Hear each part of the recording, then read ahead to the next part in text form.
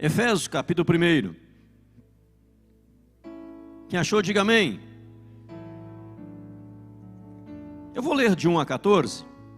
Vou meditar em alguns versos, mas eu quero ler de 1 a 14 com os amados irmãos em nome de Jesus. Paulo, apóstolo de Cristo Jesus, por vontade de Deus, aos santos que vivem em Éfeso e fiéis em Cristo Jesus, graça a vós outros e paz da parte de Deus nosso Pai e do Senhor Jesus Cristo. Bendito Deus e Pai de nosso Senhor Jesus Cristo, que nos tem abençoado com toda sorte de bênção espiritual nas regiões celestiais em Cristo, assim como nos escolheu nele antes da fundação do mundo, para sermos santos e irrepreensíveis perante ele. Em amor nos predestinou para ele, para a adoção de filhos, por meio de Jesus Cristo, segundo o beneplácito de sua vontade, para o louvor da glória de sua graça, que ele nos concedeu gratuitamente no amado, no qual temos a redenção pelo seu sangue, a remissão dos pecados, segundo a riqueza da sua graça, que Deus derramou abundantemente sobre nós, em toda a sabedoria e prudência, desvendando-nos o mistério da sua vontade, segundo o seu beneplácito que propusera em Cristo, de fazer convergir nele, na dispensação da plenitude dos tempos, todas as coisas, tanto as do céu como as da terra. Nele, digo, no qual fomos também feitos herança, predestinados segundo o propósito daquele que faz todas as coisas, conforme o conselho da sua vontade, a fim de sermos para o louvor da sua glória, nós os que de antemão esperamos em Cristo, em quem também vós, depois que ouvistes a palavra da verdade, o evangelho da vossa salvação, tendo nele também crido, fostes selados com o Santo Espírito da promessa, o qual é o penhor da nossa herança, até o resgate da sua propriedade, em louvor da sua glória. Amém. Eu vou meditar do verso 8 em diante. Pai, em nome do Senhor, obrigado pela tua palavra, obrigado pelos irmãos que aqui estão, cada amigo, amiga, cada pessoa preciosa, que a tua graça, a tua unção repouse sobre cada um, ó Pai. Eu lhe peço de coração, em nome de Jesus. Amém. Nesta manhã, eu não sei se alguém me pediu para apresentar alguma criança ou alguma coisa, eu estou com a sensação que estou esquecendo alguma coisa que tinha que fazer no culto, mas se alguém pediu algo para mim, me lembra aí, pede para o Jaco me lembrar, ou me lembre, tá? Parece que eu estou esquecendo alguma coisa, a palavra não estou esquecendo, mas alguma coisa que pedir para mim, não sei se talvez seja para a noite também, estou esquecendo. Antes eu não notava nada, agora tem que notar que a idade, depois que passa os 30 anos, não fica mais o mesmo, né? Então se alguém pediu alguma coisa para mim, eu estou esquecendo, talvez eu esqueci alguma coisa.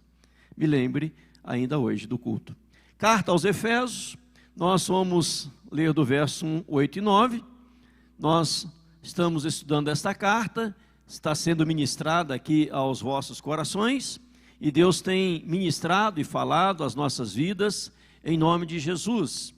Paulo fora o autor desta carta. Eu creio que a carta já começa divulgando e trazendo para nós um verdadeiro e gigantesco milagre de Deus. Como Deus é poderoso, como Deus é maravilhoso, o Deus do milagre, o Deus da intervenção, o Deus da ação, que haja aí segundo o seu beneplácito, que é a permissão de Deus, aquilo que Deus quer, a sua vontade soberana, maravilhosa, que é o seu beneplácito aí, em nome de Jesus. Paulo fora um grande perseguidor da igreja. Paulo era um homem que não gostava do povo de Deus. Paulo era um homem que perseguia a igreja de Deus. Paulo era um homem que maltratava os cristãos. Até o dia que ele teve o encontro real com Cristo, fora transformado pelo poder do Senhor e tornou o maior apóstolo que a história já conhecera. O maior apóstolo que a história conhecera. Então você perceba aí o milagre. Um homem que perseguia. Agora Deus o faz um homem de Deus, o transforma num homem de Deus, e foi o maior apóstolo que a história conheceu, escrevendo 13 lindas cartas a igreja, abençoando de forma formidável e tremenda o povo de Deus. E agora aqui no versículo 8 e 9, eu vou ler para você de novo, diz assim, que Deus derramou abundantemente sobre nós, em toda sabedoria e prudência, desvendando-nos o mistério da sua vontade, segundo o seu beneplácito, sua permissão, sua vontade, que propusera em Cristo. Veja, quando Paulo está trabalhando esta questão, ele usa a expressão que Deus derramou abundantemente. Se você lembrar o versículo 7, o verso 7, ele termina dizendo, segundo a riqueza da sua graça.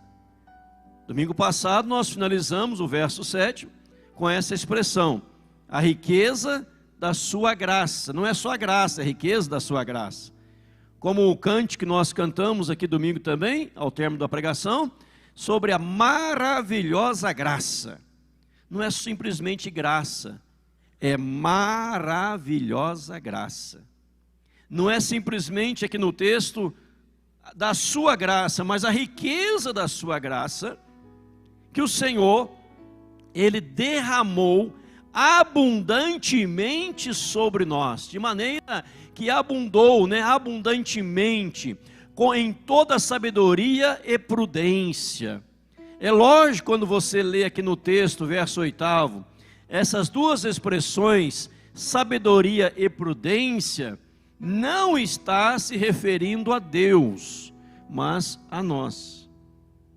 Não está referindo-se a Deus. Não está falando da sabedoria de Deus e nem da prudência de Deus.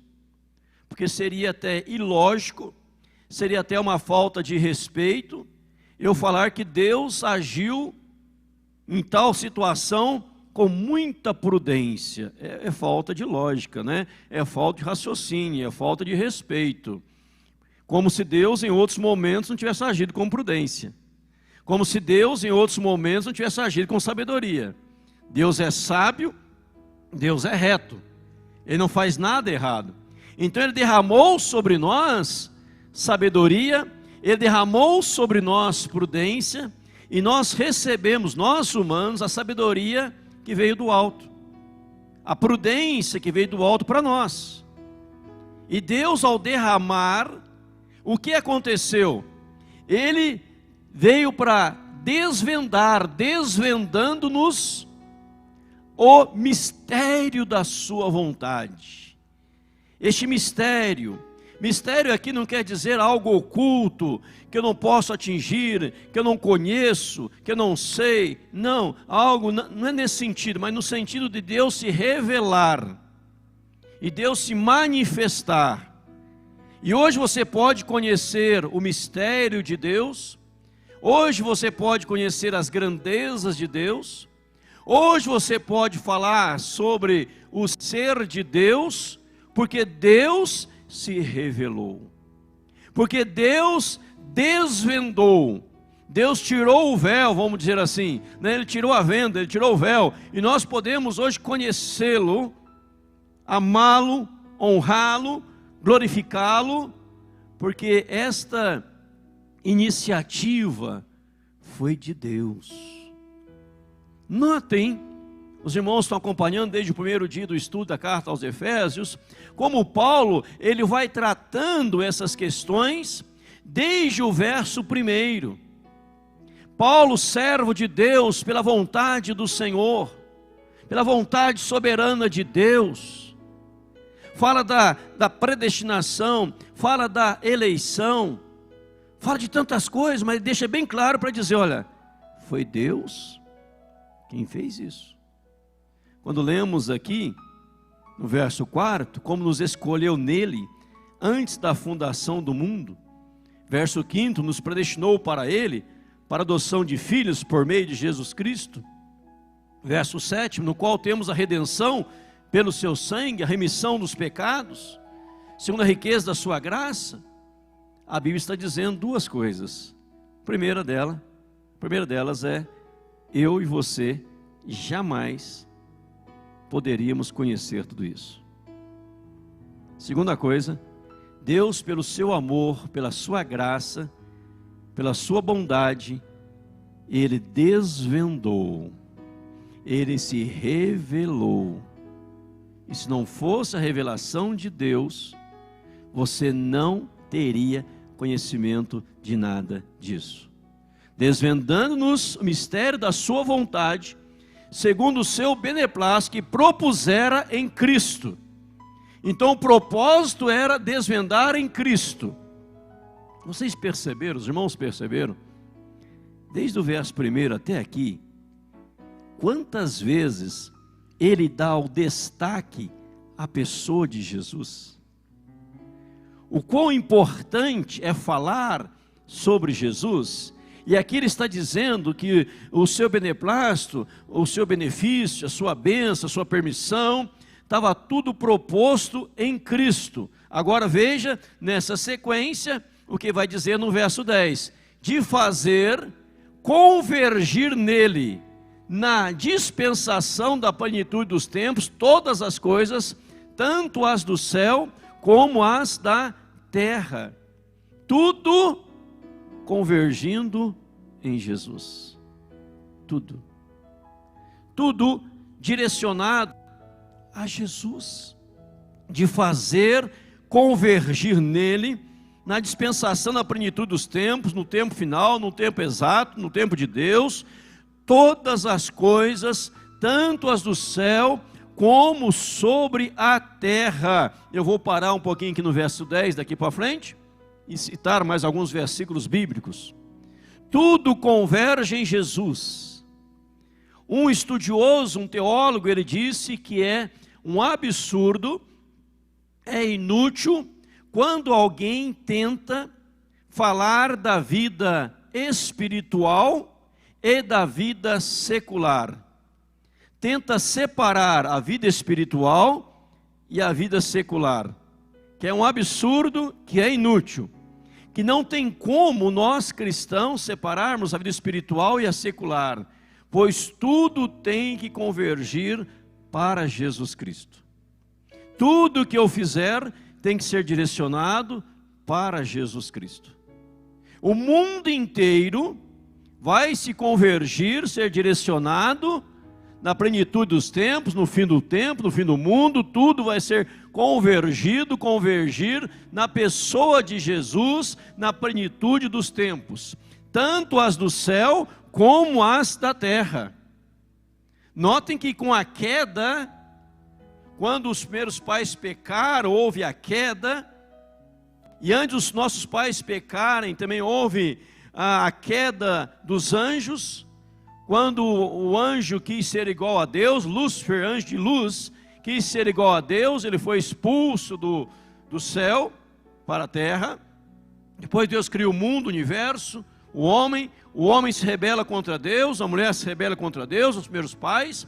Começou a haver uma confusão, e cada um indo para uma direção, cada um correndo para um lugar, cada um correndo com as suas coisas.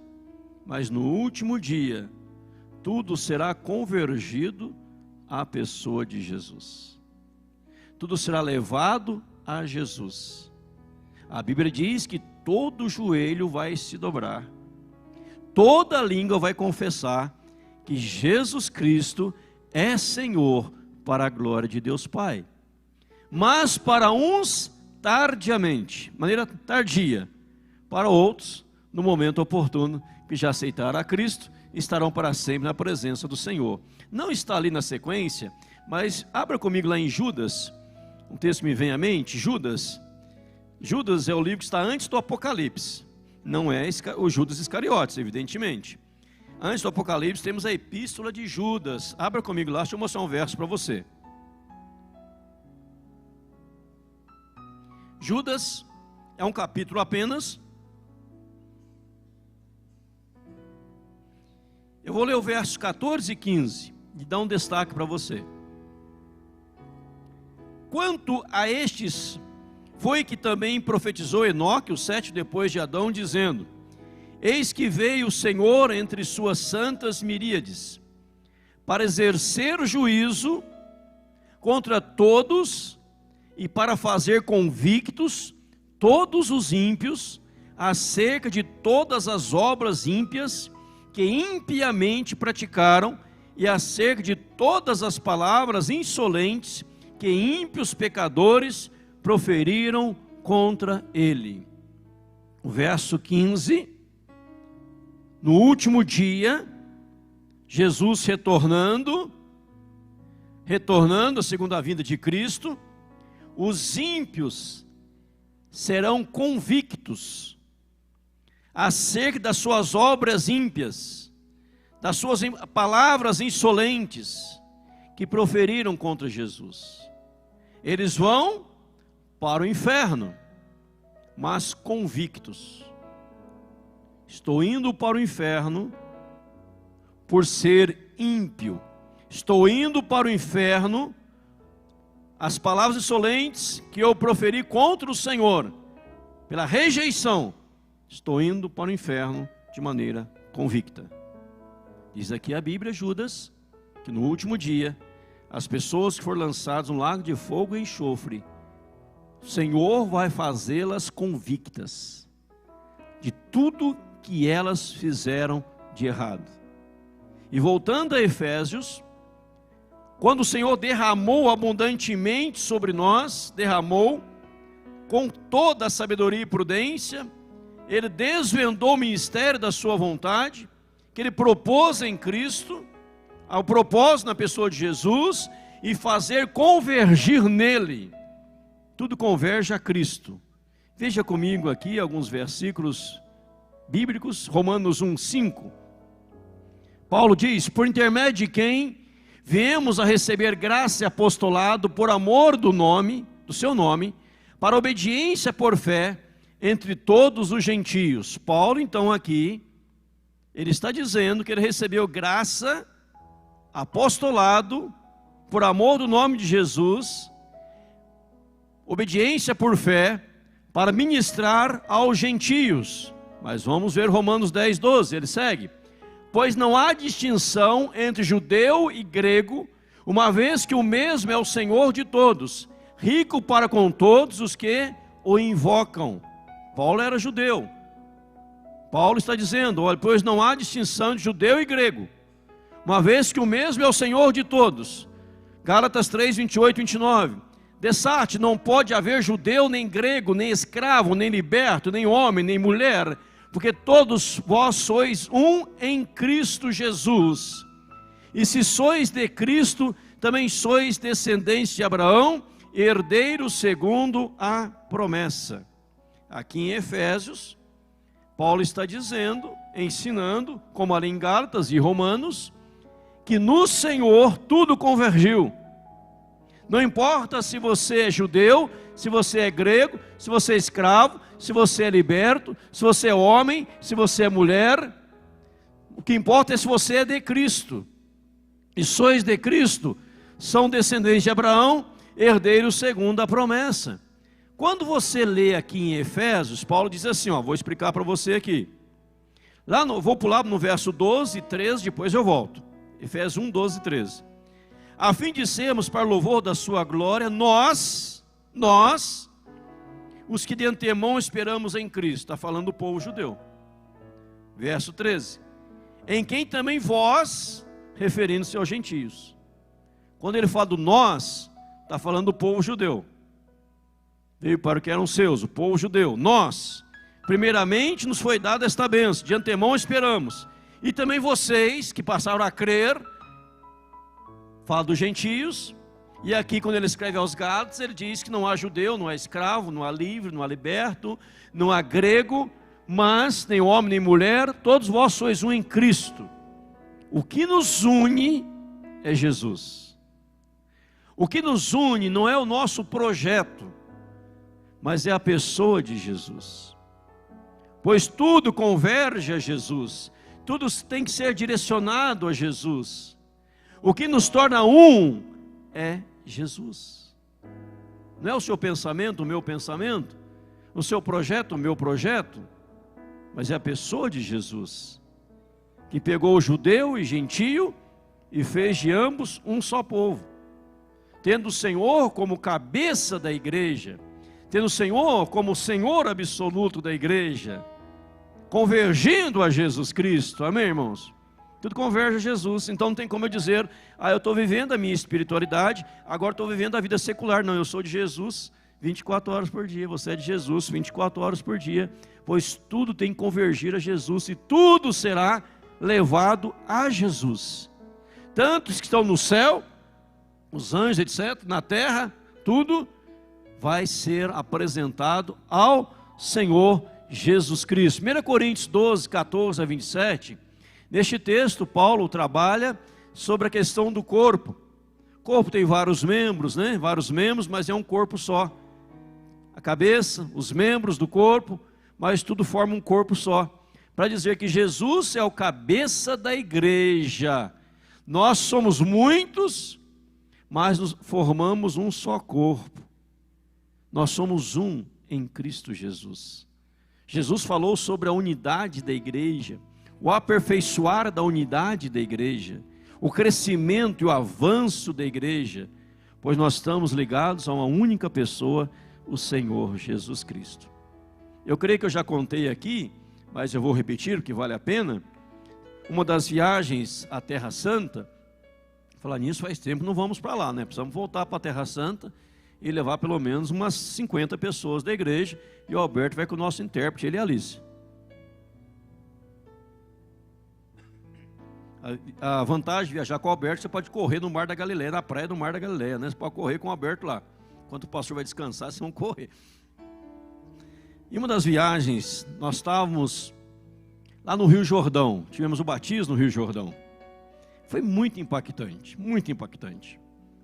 Tinha pessoas de várias línguas. Tinha os africanos, tinha os americanos, os indianos, pessoas de... Estavam ali umas 5 ou 6 ou mais nacionalidades naquele momento. Cada um falando a sua língua.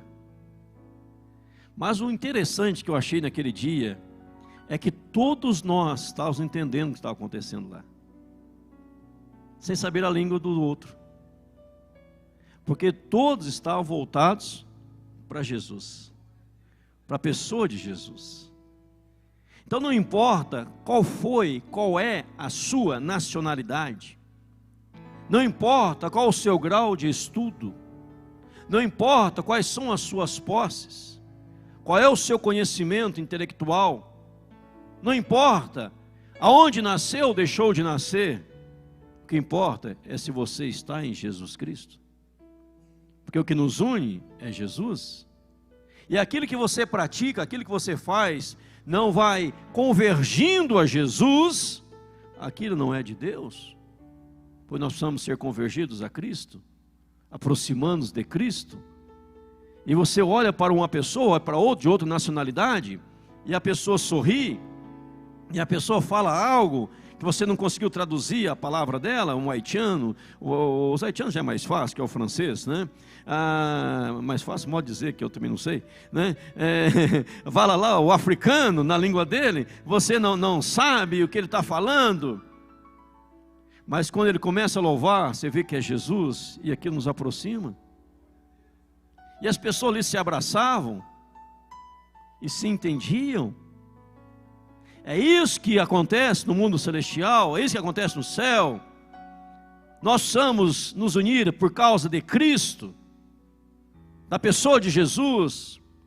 Os homens hoje procuram tantas coisas, correm atrás de tantas coisas supérfluas, desnecessárias, e às vezes até algumas necessárias, mas o mais necessário na sua vida é conhecer a Cristo, estar em Cristo, porque tudo converge a Jesus, e nós temos aqui em Judas, no último dia, todos vão estar diante de Deus, e os ímpios vão conhecer, ter convicção dos seus erros, mas é tarde demais.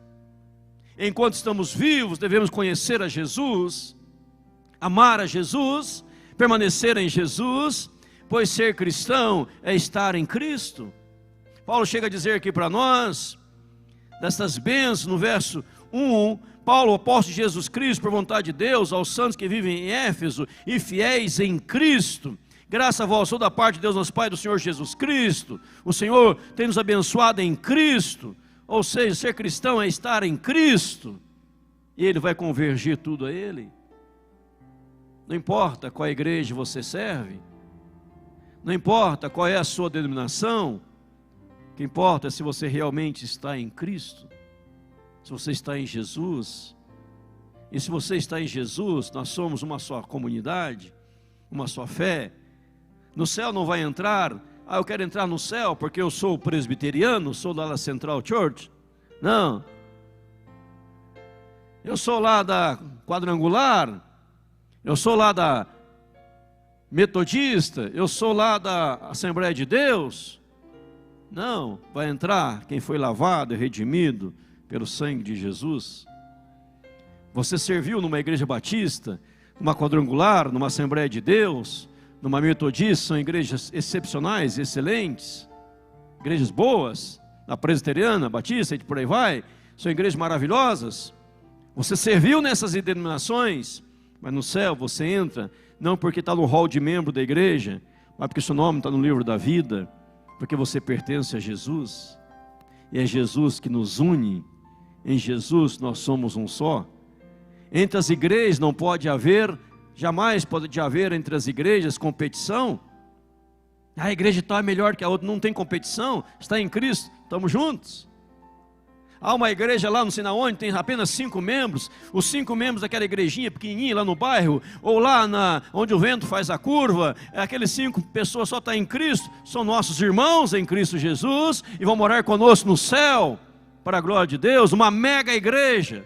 Nós tivemos uma mega igreja de mais de 100 mil membros, todos estão em Cristo, vão entrar no céu em nome de Jesus. Nós somos um só povo, que tudo converge para Jesus, nada pode nos distanciar de Jesus. Somos muitos membros, o corpo tem vários membros, mas é um corpo só. A igreja tem vários membros, mas é um corpo só. E o Senhor está dizendo aqui em Efésios, de fazer convergir nele, na dispensação da plenitude dos tempos, todas as coisas, tanto as do céu como as da terra, tudo está convergindo para Jesus. O culto tem que convergir para Jesus, as apresentações convergir a Jesus, as conversas convergir a Jesus, os diálogos convergir a Jesus, tudo a Jesus. Senão estamos perdendo tempo. Jesus é o centro, Jesus é Deus, Deus Filho, Pai, Filho e Espírito Santo, Ele é o Deus Filho. Sem Jesus não há igreja. Não importa qual o teu intelecto, qual a tua capacidade para cantar, para pregar, para ministrar, o que importa, se você está em Jesus. Um grande pastor brasileiro, já falecido, já está na glória eterna, foi pastor no Rio de Janeiro por muitos anos, pastor Antônio Elias. Se alguém conheceu o reverendo Antônio Elias, foi conhecer, a irmã conheceu Antônio Elias, um homem santo, puro, cristão, de primeiríssima. Ele estava nos Estados Unidos, foi pregar nos Estados Unidos, ele estava lá no aeroporto, e uma menina, uma adolescente, chegou até ele e disse assim para ele: o senhor é cristão? Ele respondeu para a menina: eu sou pastor da igreja tal, tal, tal, pastor há tantos anos. A menina voltou para ele e falou assim, disse: eu não estou perguntando se o senhor é pastor, estou perguntando se o senhor é de Jesus. Ele contou isso e deu risada. Foi exatamente que a menina estava evangelizando. Você é de Jesus? Isso que importa. Hoje você sai na rua, tem aqueles que falam assim: posso orar com você? Já viu isso na rua? Alguém te parou, você? Posso orar com você? Eles querem vender livros. Não é orar, quer vender livro. Você fala, pode, ele já oferece 15 mil livros. Mas a questão é, você conhece a Jesus? Você pertence a Jesus? Tudo vai convergir nele. Então é melhor que nos acordemos e já nos entreguemos e já venhamos a nos render a Ele, porque todo joelho vai se dobrar, toda língua vai confessar: Jesus Cristo é Senhor. Uns vão dizer: eu confessei, mas é tarde demais. Lembram da Bíblia? A Bíblia fala no Velho Testamento sobre Jacó. Como é que chamava o irmão de Jacó? Oi? Esaú. Quem vendeu o direito de primogenitura? Jacó ou Esaú? Esaú. Esaú se arrependeu daquilo? Se arrependeu? Ele orou pedindo perdão? Ele chorou? Chorou. Mas a Bíblia diz que nem com lágrimas de arrependimento ele achou lugar para arrependimento, nem com lágrimas ele encontrou lugar de arrependimento. Então ele desprezou o seu direito de primogenitura. Ele desprezou e depois não teve perdão para ele, porque ele abandonou algo precioso que o Senhor tinha dado a ele. Nós não podemos abandonar, nós devemos honrar a Jesus. E Paulo vai além do verso 11, porque isso ele está repetindo algumas coisas que ele colocou nos versos primeiros. Nele, Jesus, digo, no qual fomos também feitos herança, predestinados segundo o propósito daquele que faz todas as coisas, conforme o conselho da sua vontade.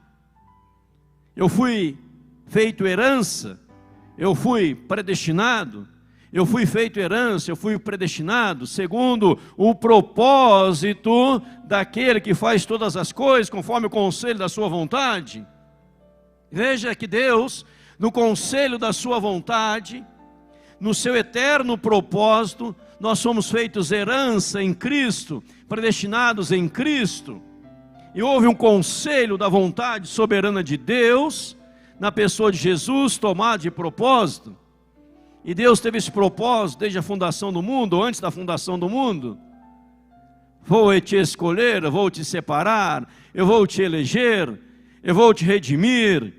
Eu sei que você vai cair, eu sei que você vai falhar, eu sei que você vai me dar as costas, eu sei que você vai pecar, eu sei que você vai fazer um monte de coisa errada, você não vai querer saber de mim, mas eu tenho um propósito na sua vida, eu vou te resgatar, e meu filho vai morrer na cruz do Calvário por você, porque eu tenho um propósito, e é um propósito meu na tua vida, e Jesus morreu, não foi em vão, Jesus entregou a sua vida, não tiraram a vida de Jesus, Ele entregou a sua vida espontaneamente.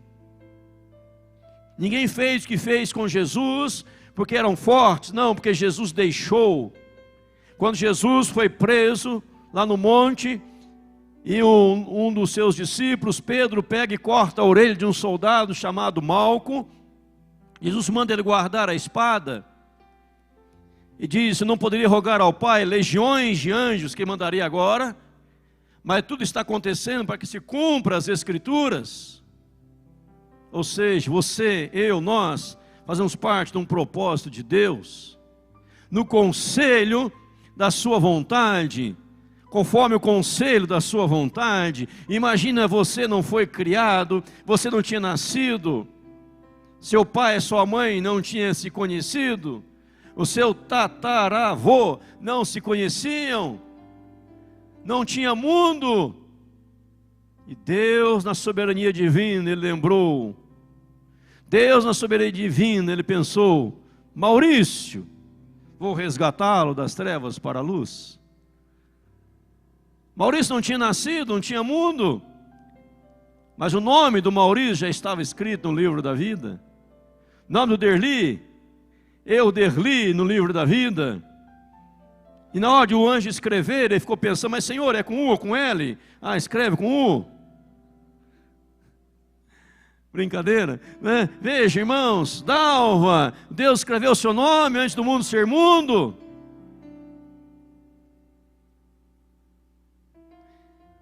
Veja que coisa linda, que coisa maravilhosa, que coisa extraordinária, coisa cheia de bênção. Como Deus é maravilhoso, como Deus é glorioso. Você consegue conceber isto? Por isso, quando Paulo ele pensa nessas coisas, ele fala: riqueza da sua graça. Ó, a profundidade da riqueza, do conhecimento. Quem conheceu a mente do Senhor, diz Paulo, quem pôde instruir o Senhor, como Deus é maravilhoso. Pois ele pensou em você antes do mundo ser mundo. E nele, glória a Deus, também fomos feitos herança, predestinados Predestinado é pré-ordenado, é uma determinação anterior, é um pré-ordenamento, é uma decisão anterior. Predestinado segundo o propósito daquele que faz todas as coisas, conforme o conselho da sua vontade. E ele designou tudo em Jesus, funilou tudo em Jesus. Quando Paulo fala aos Filipenses 4,19 sobre o Deus que supre necessidades, ele diz: meu Deus, segundo a sua riqueza em glória, completa o versículo, AD.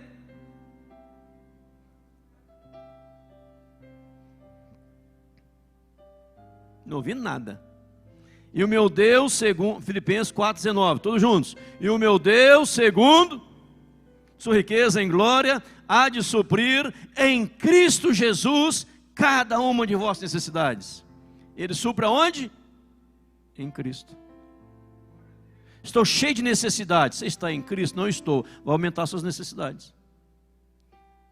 Estou com um problema no casamento, estou com um problema nas finanças, estou com um problema na empresa, estou com um problema nos relacionamentos. Você está em Cristo? Não estou. Então os problemas vão só piorar. Mas quando você estiver em Cristo, Deus vai suprir todas as coisas, porque antes de te abençoar, Ele olha para você, para ver se você e eu estamos em Cristo. Amém, irmãos? Ele não abençoa quem não está em Cristo. Eu estou com uma necessidade, eu vou orar agora. Senhor, me ajude em minha necessidade. Você está em Cristo, já passou pelo arrependimento dos seus pecados, já reconheceu o sacrifício de Cristo na cruz do Calvário, crê que aquilo que Ele fez na cruz é suficiente para te salvar, para te redimir. Ele te salvou de fato, de verdade. Você crê? Eu creio. Então agora vamos tratar das demais coisas. Quem vai suprir? Primeiro é Jesus. Não é qual escola você vai estudar, não é qual universidade você vai, mas se você está em Cristo. Por que muitos adolescentes vão para a escola, muitos jovens vão para as universidades, se perdem nas universidades, porque nunca estiveram em Jesus, nunca conheceram a Jesus, nunca se renderam a Jesus, nunca tiveram uma experiência com Jesus. Nós precisamos orar para que eles voltem e tenham uma experiência com Jesus. Aí tudo vai mudar para a glória de Deus. Que nós somos predestinados segundo o propósito daquele que faz todas as coisas. E Paulo fala: nós de antemão, e vocês vieram depois. Mas não importa se nós era de antemão, e não importa se vocês vieram depois. O que importa somos nós e vós juntos. Agora nós estamos em Cristo. Amém, irmãos? Ligados a Jesus. Aí a Bíblia chama para nós que este é o quê? O novo Israel de Deus. Nós somos descendentes também de Abraão.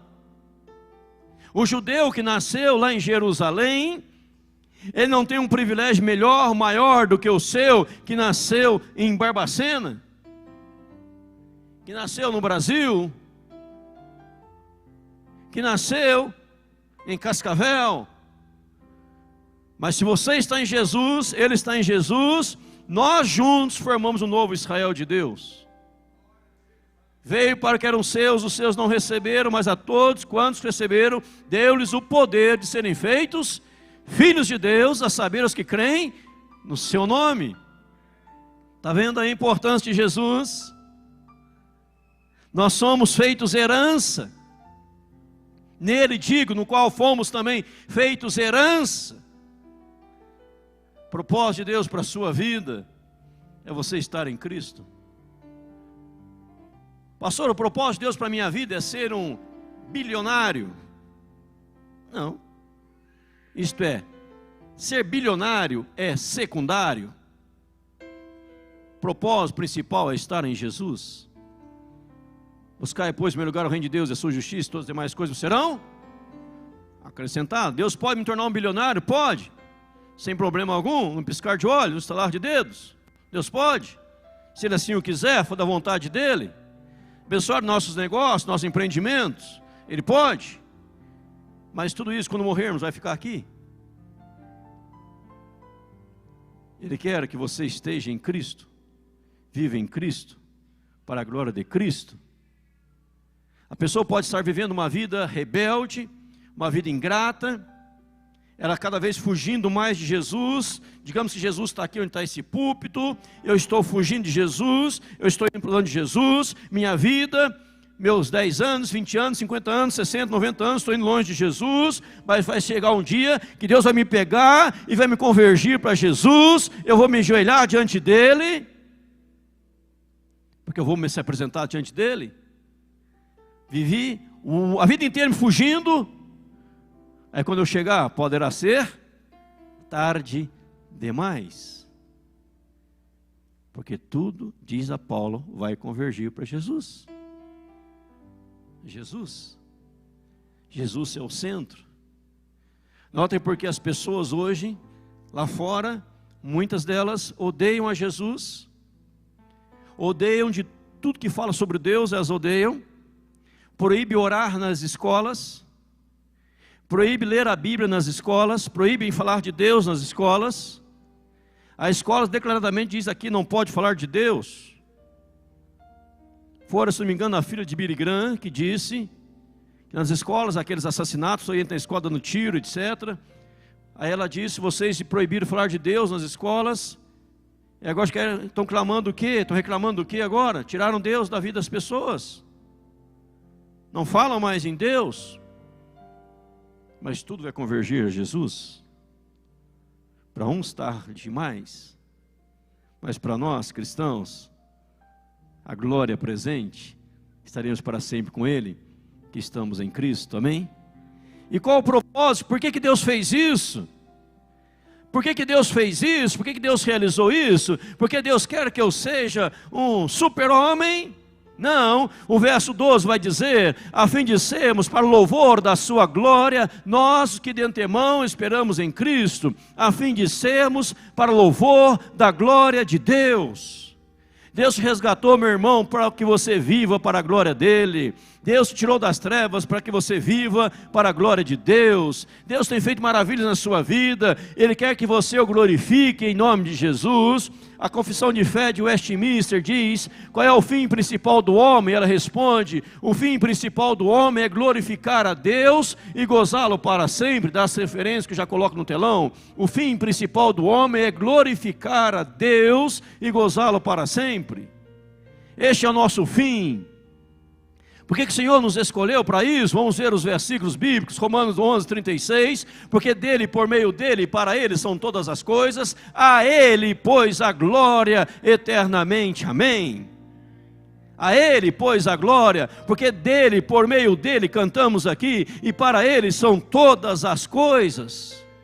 A Deus a glória. A Bíblia diz em Romanos 14, 7, 8, porque nenhum de vós vive para si mesmo, nem morre para si, porque se vivemos, para o Senhor vivemos, se morremos, para o Senhor morremos, quer pois vivamos ou morramos, somos do Senhor. Quando você reconhece a graça de Deus, você vive para o Senhor, você não vive para si mesmo. Você vive para a glória dEle, para o louvor da glória dEle. A Bíblia diz, Isaías 60, verso 21, todos os do teu povo serão justos, para sempre herdarão a terra, serão renovos por mim, plantados, obras das minhas mãos, para que eu seja glorificado. Por que o Senhor tem te plantado? Por que o Senhor tem te abençoado? Por que o Senhor tem te fortalecido, te prosperado? Porque você é obra das mãos de Deus, e para que Deus seja glorificado por meio das suas coisas, da sua vida, em nome de Jesus. A Bíblia diz, Isaías 61, verso 3, e a pôr sobre os que em Sião estão de luto, uma coroa em vez de cinzas, óleo de alegria em vez de pranto, veste de louvor em vez de espírito angustiado, a fim de que se chamem carvalhos de justiça, plantados pelo Senhor, para a sua glória. Amém? Para que serve a sua empresa? Para a glória de Deus. Para que serve o seu trabalho? Para a glória de Deus. Você é autônomo para quê? Para a glória de Deus. Você é empregado para quê? Para a glória de Deus. Você é um servo para a glória de Deus. Você foi resgatado para a glória de Deus. Deus remiu para si um povo para glorificá-lo eternamente em nome de Jesus. Não é para o povo ficar cheio de si, com o nariz empinado. Ah, eu sou um bom pregador, eu sou um bom cantor, eu sou um bom músico. Não, eu tenho que usar meus talentos, meus dons para a glória de Deus, para o louvor de Deus. É Deus em primeiro lugar. O que significa ser criado para a glória de Deus? Vamos responder: viver para a glória de Deus é manifestar a presença divina em todos os lugares por onde passamos, é ter características, DNA espiritual de Deus, que nos escolheu para sermos santos e irrepreensíveis perante Ele. A sua presença é ser luz em meio às trevas, e não se amoldar ao sistema deste mundo. Viver para a glória de Deus é manifestar a presença de Deus onde você for, ser sal da terra e luz do mundo. Gostei dessa frase de alguém, por isso está entre aspas, não é minha, de outra pessoa.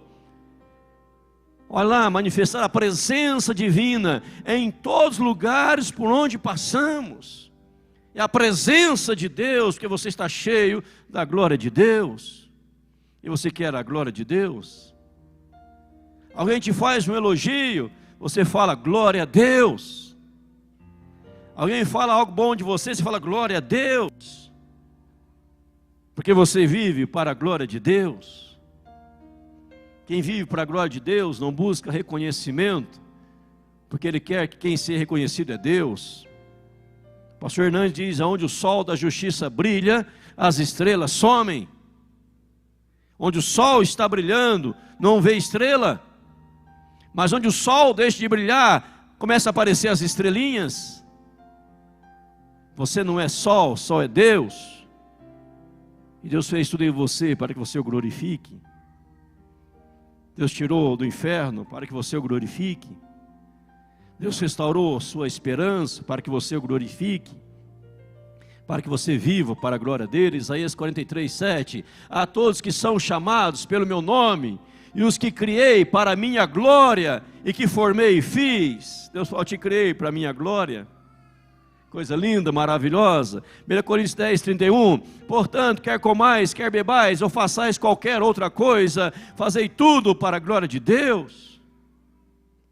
Você vai almoçar, você almoça para a glória de Deus. Você vai, qualquer coisa, para a glória de Deus. Você está vivendo para a glória de Deus? Paulo diz: olha tudo que ele fez por você.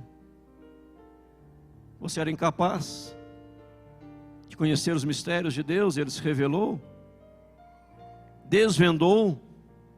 Você conheceu o conselho da vontade de Deus. Você viu que você foi eleito antes da fundação do mundo, predestinado, segundo o propósito dele. Ele só pede uma coisa: viva para a glória dele. Amém, irmãos? Para a glória de Deus. Não é para o nosso bem-estar, nosso bel prazer. Ah, eu não gostei disso, não gostei daquilo, não gostei daquilo outro. Não pergunte isso, fala assim: será que Deus gostou? É Deus que tem que gostar. A nossa vida tem sido para a glória de Deus. 1 Coríntios 6:20. Porque fostes comprados por preço, agora pois glorificai a Deus no vosso corpo. O verso 19 diz: não sabeis que não sois de vós mesmos? Não sois de vós mesmos, sois do Senhor. E aqui o 20, porque fostes comprados por preço, agora pois glorificai a Deus no vosso corpo. No nosso corpo nós glorificamos a Deus. Glorifique a Deus. Nos versos mais adiante, vamos estar domingo que vem, sobre ser selado, sobre o Espírito Santo, etc. Não vai dar tempo hoje. Fala aí que nós somos templo do Espírito Santo, mas devemos viver para a glória de Deus. Não sois de vós mesmos? Está lá, eu repito. Porque fostes comprados, é a redenção. Agora, pois, glorificai a Deus no vosso corpo, glorificai a Deus. Glorifique. Tem como alguém glorificar a Deus se envolvendo com prostituta, com prostituição, promiscuidade? Não tem. Tem como alguém glorificar a Deus por meio do seu corpo, tornando um bêbado, beberrão? Não tem. Tem como alguém glorificar a Deus fumando? Não tem. Não tem como. O templo é santuário do Espírito Santo. Nosso corpo é santuário. Glorifique a Deus. Na língua, no falar. Nosso linguajar glorifica a Deus.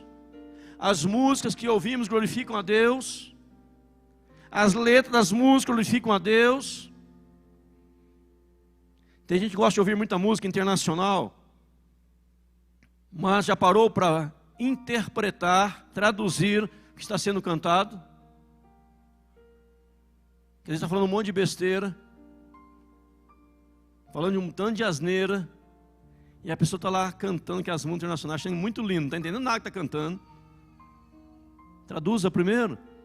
Compra a camiseta com dizeres em inglês, traduza o que está escrito na camiseta, para ver se um cristão pode usar aquilo. Devemos glorificar a Deus em tudo, em nome de Jesus, porque tudo é para a glória de Deus. Amém, irmãos? E Paulo está simplesmente repetindo o que ele já havia dito no verso 6, e eu caminho para encerrar, o verso 6, os músicos podem se posicionar, para louvor da glória de sua graça, que ele nos concedeu gratuitamente no amado. E no verso 12, a fim de sermos para o louvor da sua glória, nós que de antemão esperamos em Cristo. Deus está dizendo, tudo que Ele fez, com o seu propósito, para que você e eu venhamos a glorificá-lo, a exaltá-lo, cada dia mais em nome de Jesus. Eu vou continuar esse texto domingo que vem, o verso 13 e 14, leia em casa, vai falar sobre o Espírito Santo. Aqui nós vimos que Deus faz, que por meio de Jesus, que Jesus faz. Depois o terceiro ponto, que o Espírito Santo faz. E quem é o Espírito Santo? Que a nossa oração nessa manhã seja essa: Senhor, que eu saiba viver para a glória do Teu nome, que eu saiba glorificá-lo em tudo, em toda situação, em todo momento, em nome de Jesus.